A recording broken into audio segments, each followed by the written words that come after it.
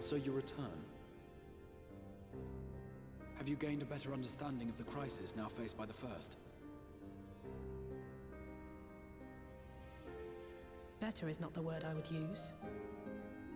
Some lands may have been spared the flood, but the survivors live only to suffer.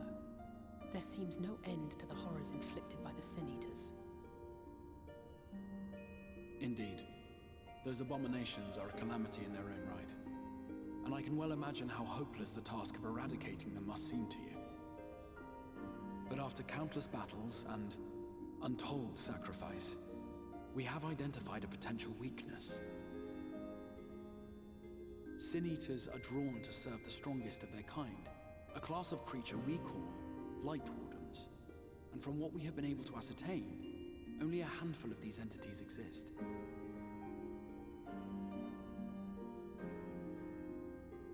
Just as an ant colony will perish in the absence of its queen, we believe that the death of a Lightwarden will cause the lesser creatures within its sphere of influence to disperse.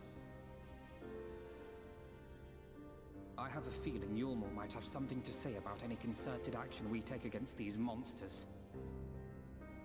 Vorthra's command over the Sin Eaters is integral to Yulmoran society. In seeming to guarantee his people's safety, it guarantees their obedience. He will not take kindly to us depriving him of such useful allies. Agreed. Thus we will need to occupy or otherwise divert his forces whilst we proceed with the business of eliminating the Wardens. Until we have done so, all other considerations must be set aside if we are to forestall the 8th Umbral Calamity.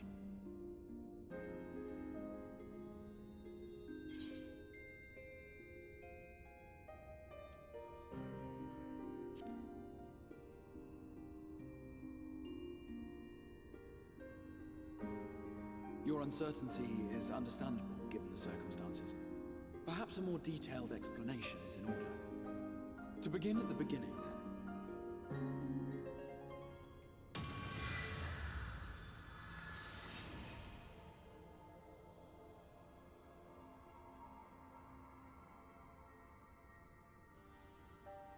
In the ancient past, a single star was divided into 14 worlds. This is the source, your home. These others are the 13 shards, in whose number we find the first.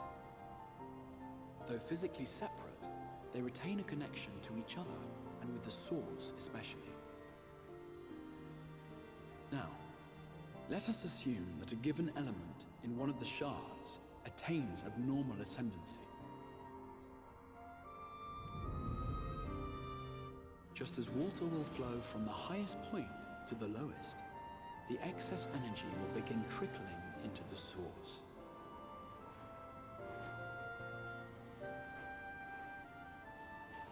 And such an influx of ether will of course exert a palpable influence. If the element in question were fire, then drought and wildfires might ensue. If it were ice, one might expect the weather to turn bitterly cold. As ether continues to pour in, such phenomena will become more and more extreme, until eventually, a single, untimely event triggers a disaster which cracks the barrier dividing the two worlds.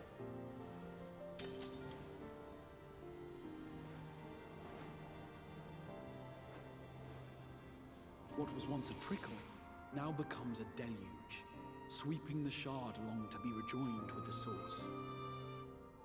At the same time, the element which held sway in the shard is unleashed in full, its energies amplifying the original disaster to truly catastrophic proportions. An earthquake thus magnified might strike with enough force to shatter continents. A tidal wave might swell to a size capable of drowning entire nations. These devastating events are what we refer to as umbral calamities. 7 times has a calamity befallen the source. 7 times has a shard been absorbed.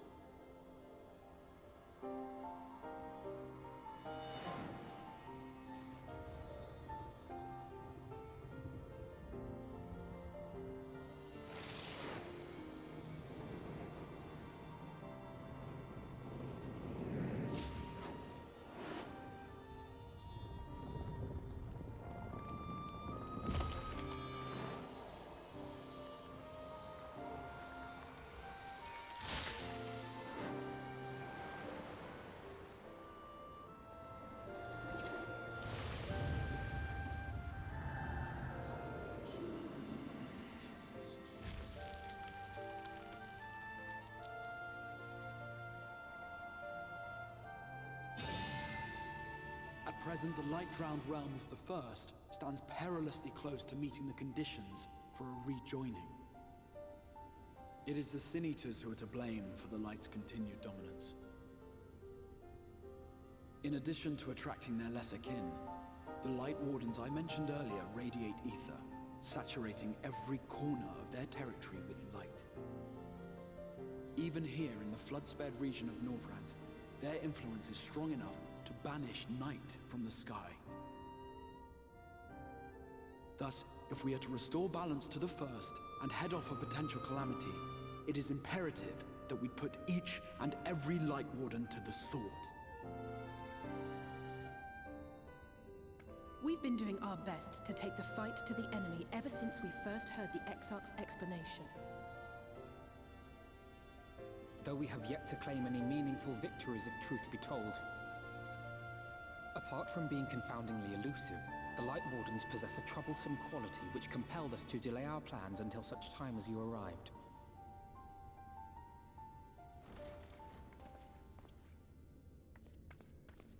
Forgive the interruption, my lord, but Hallminster Switch is requesting reinforcements.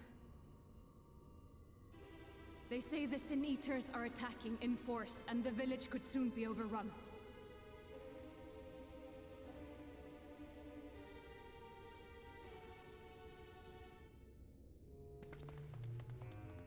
Alert the guard. We should be prepared in case the fighting reaches the Crystarium. You have command of our forces in the field, Captain, but hold off on entering the town until I arrive. That goes for Alphino and Alize as well. My lord.